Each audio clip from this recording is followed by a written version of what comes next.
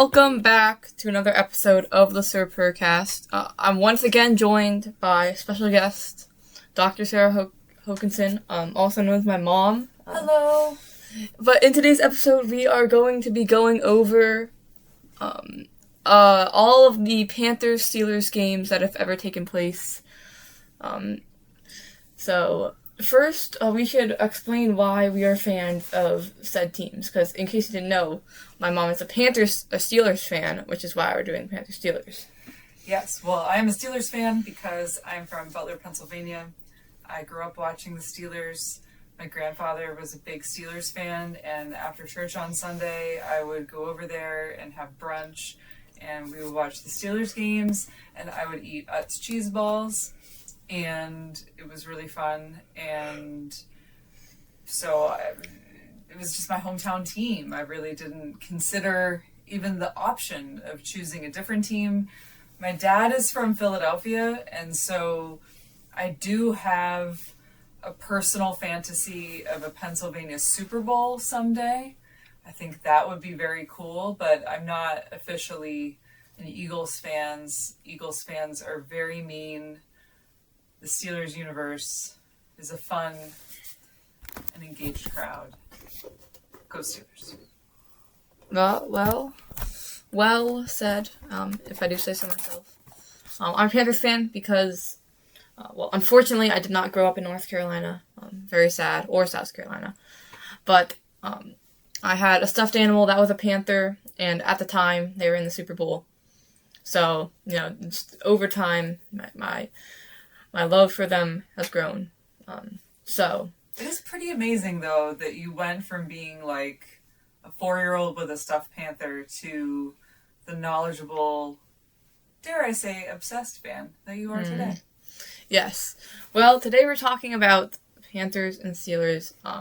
So the Panthers have unfortunately, a 2-7 record against the Steelers. It's so true. I have figured out, though, what could turn this around for the Panthers, and it's really some help from the NFL, because most of the Panthers versus Steelers games have been in December. 5 of the 8 have. 5 of the 8 have. And as you know, the first 4 and the last one, the most recent. Even at our very highest level of mediocrity, always find ways of winning games in December. And so if you played us, I think, at other points in the season, October, November, maybe then the game would be more on merit. But come December time, in order to break above 500, we have to get usually a couple of wins. And so I feel like that's working against you, at least in recent years. And, we also play in December this year. It's so true. And you might have noticed they've only played 8 games, so they currently have a 1-7 record, but I said 2-7 because I also included 2026. So I'm just going to give us the free win there.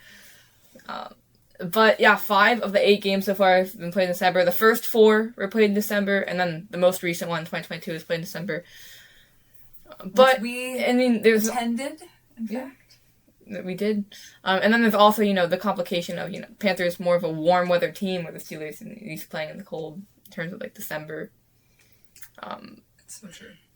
And then I think there was, another November game. I know we played once in September. And your win is a December game, but it was the 96 Panthers, and as I recall, that was quite a good that was an NFC champion. I was actually wrong. There's been 6 December games, and then one January, and then 1 September game. Yeah, so I think that's it. I mean, if you were playing us very late mid-season, I feel like the Steelers usually go through their struggles again in recent years. I mean, we've not been Super Bowl bound for quite a long time. We usually battle it out for the division or for the wild card, and then lose sort of spectacularly in the first or second game of the playoffs. So I feel like we're very hungry in December. So we can't, we care about ruling the AFC North. That's important to us. Well, As of right now, the amount of home and away games I think they're split 4-4. But I mean, obviously in 2026, it'll have to change. We will be in Pittsburgh for the Pittsburgh-Carolina game. That's true. So you will need to learn how to twirl your terrible towel during Renegade. I have 4 different Panthers towels. But I think I'm going to bring the playoff one. Because, very sentimental. That's a very important ritual for us. Right before the start of the fourth quarter, the song Renegade is played. And it's very spiritual. The whole stadium twirls the towels. Because I just want to state on record, since I have a platform to talk about the Steelers, that we did invent the terrible towel. Like, all these other teams and their towels are just copying us. Like, it was our thing. Like, so thank you. It's flattering. But if it's not yellow and it's not terrible, it is an imposter towel. Oh, the Steelers towel is pretty terrible compared to the Panthers towel. Oh. I also have another question. So when the Panthers are up by like 60 points against the Steelers, will they still be as enthusiastic when waving the towel in Renegade? Do you think that matters? I think that a lot of factors go into play. I think Renegade is its own thing, and if people stay in the stadium for Renegade, then they will bring their Renegade, passion. Yeah, it doesn't matter. However, Pittsburgh Steeler fans, like a lot of fan bases, do not like losing. I have a feeling this is going to be a rebuilding year. I could be wrong. I am a Mike Tomlin fan. I am devastated that he is not the coach, but I respect him for stepping back, and I look forward to him announcing. And I think people are going to find that it wasn't the coaching, and people are going to be disappointed when we have a difficult season. But I think if you're in the stadium for Renegade, you're in it. But if we're truly losing by 60 points, it's like a question of, do people just go and drink Yingling at a bar somewhere, and leave? I don't know. I haven't been to that many home Steeler games. This will only be my 3rd ever home Steeler game. So I have more experience in the Panther Stadium than I do in my home stadium. Well, my opinion on the Mike Tomlin situation was he was actually like the main reason they were good. So that's my opinion. Agreed. I love Mike Tomlin so much. I love you, Mike. But let's get into talking about the games. So their first meeting was actually won by the Panthers, 18-14. Wesley Walls scored a touchdown in that game. And we met him. Yeah, we did meet him. But the most fun fact about this game, besides Wesley Walls, it was in the season that we went to the NFC Championship, but Sir Purr actually jumped on a live ball in this game. Did he get a penalty for that? Well, mascots allowed to do that? He got a very stern talking to the refs. Well, so it was a punt. The Panthers punted it, and the Steelers it landed in the end zone. And the Steelers didn't touch it, and then Sir Purr was by the end zone where the mascots normally are near the field goal, and he just jumped on it from the sideline. But is it a live ball? Once it hits the end zone, it's a touchback. So how is that a live ball? I mean, I think that's fair game for the mascot to jump on it. It was still live because they I feel like there's still there's a certain amount of time where because if they're not near the end zone but they still in the end zone they still the players still want to pick it up, even if I hit the end zone it's not immediately dead, but Oh, I see. Because if it had hit the end zone and rolled into the hands of a Steelers player, then they could run out of the end zone. I see. But it was pretty obvious that wasn't going to happen, which I think is why Sir Purr jumped on it.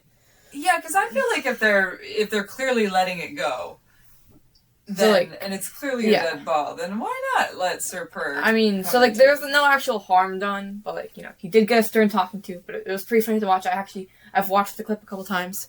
I have a screenshot of it if you want to see on my website on the Sir Purr page. Here we can full screen it. Sir Purr page is... I think that's pretty baller of Sir Purr. It's not there. No, it's very... a lot of pages. Yeah, there it is.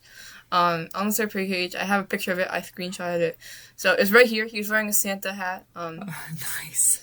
That's amazing. I'm going to have to watch that video because, as you know, my favorite part of the Panthers is, indeed, Sir Purr.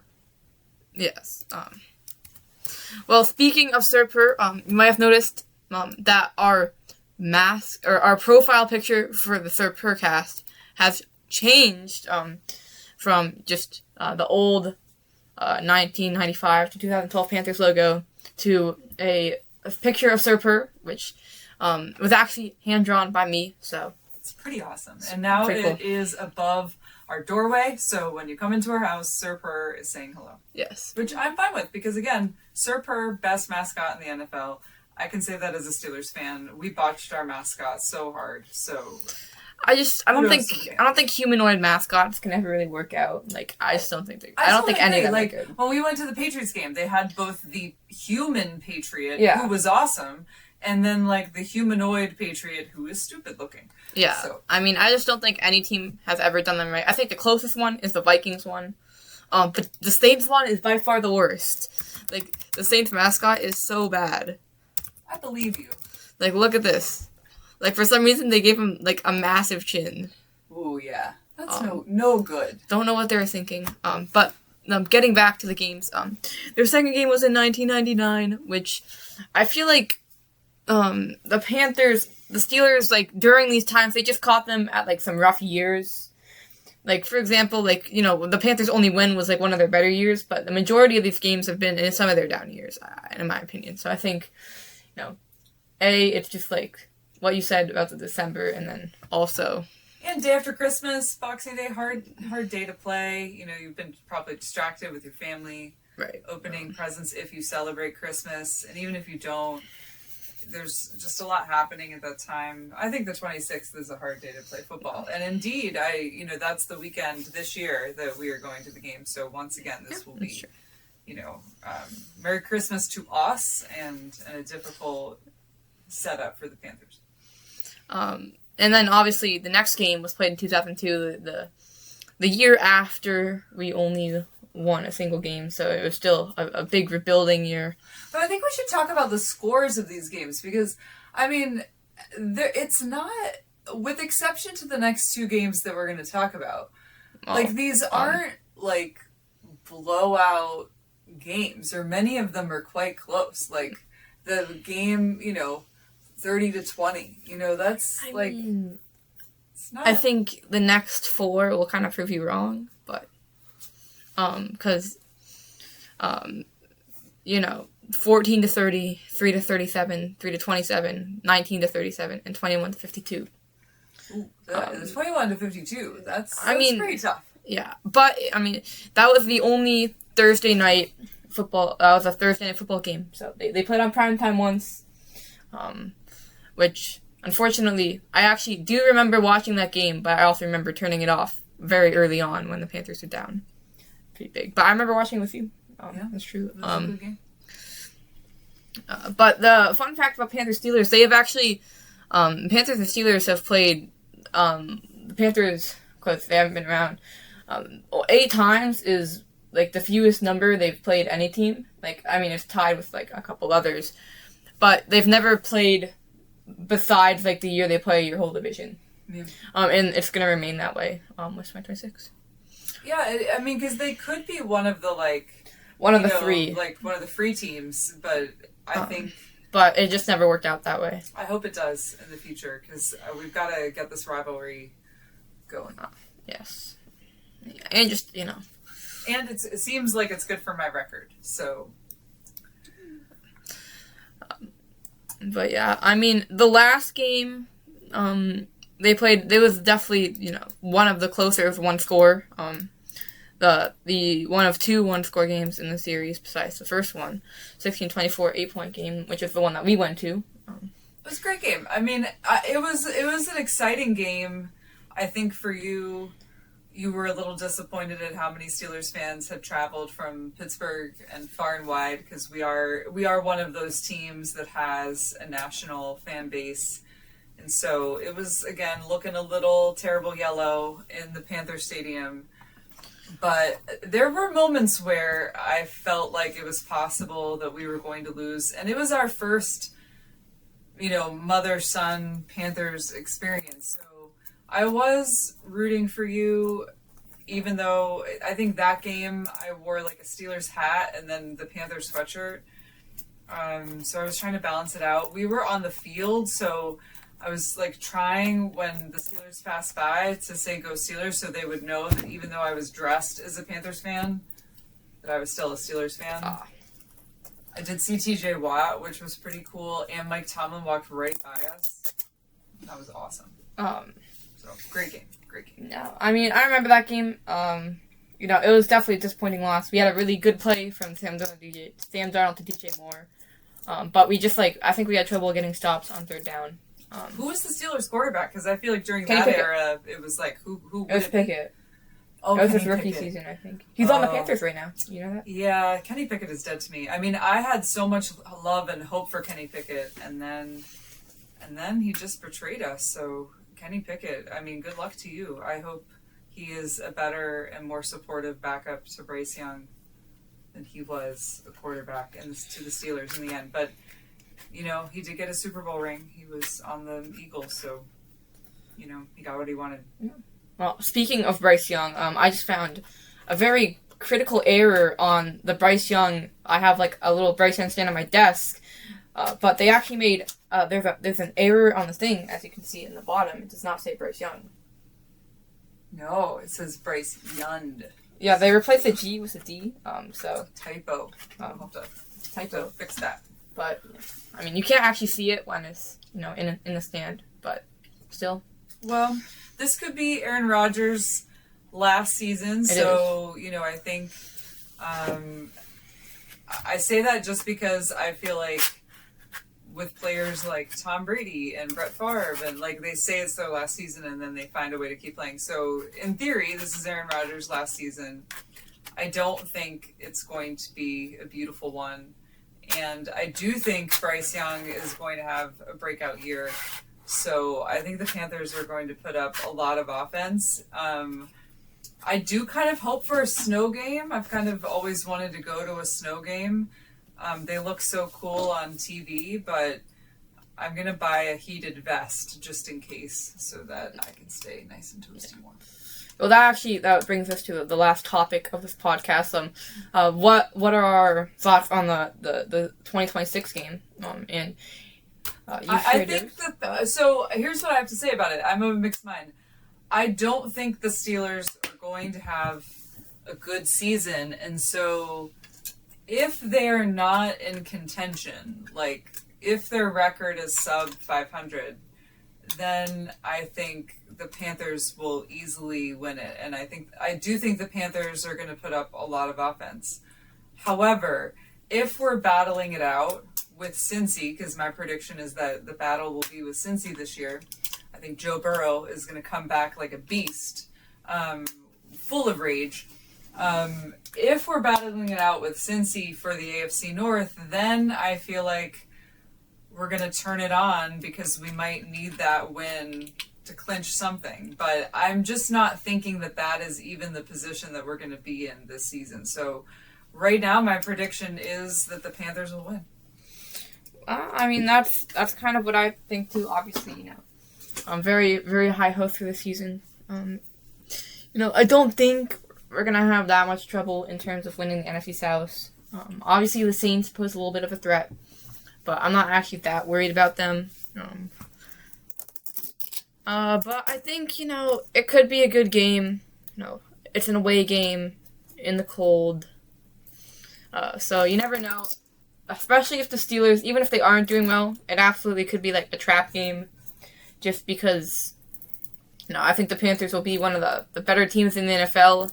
And if the Steelers aren't doing well, they might not take them, as seriously, even though I don't think that's the type of team the Panthers are. Or just could be a trap game. But, I think the Panthers are going to win, no matter what. My real question is, in the absence of Bojangles, are you going to get Permantes in the Heinz Field Stadium? What are you going to be eating? Well, I'm pretty sure it's Acrisure Stadium. Never. That will never come out of my mouth. It will be Acrisure. Heinz forever. But, you know, maybe they sell Heinz ketchup at the stadium, so maybe. Well, I don't think you should have ketchup as your main meal. Well, I think you should get something I think else. that's kind of a given. But maybe I'll get something that, if they have Heinz ketchup, maybe I'll get something that, you know, you could use ketchup on to honor the previous name. I like that. We also need to go visit the Mr. Rogers statue that is near the stadium. Who's that? What? Okay, that's a conversation for later. It hurts my heart. And on that depressing note, yeah, thank you guys so much for watching. Keep pounding. I'll see you tomorrow.